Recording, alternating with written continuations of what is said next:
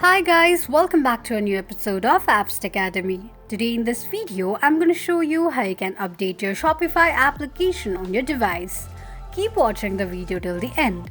To update your Shopify application on your device, firstly go ahead and launch open your Play Store. On the search box at the top, type in Shopify and make a search.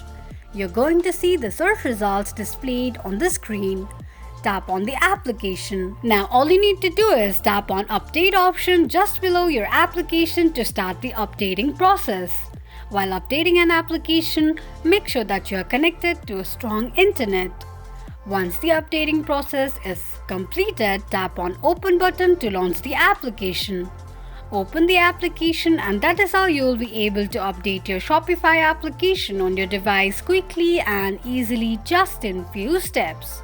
If you have any thoughts or queries, let us know in the comments section. Don't forget to subscribe to our channel. Also, press the notification bell icon so that YouTube will notify you whenever we post a new video. I hope this video was helpful to you. Thank you so much for watching.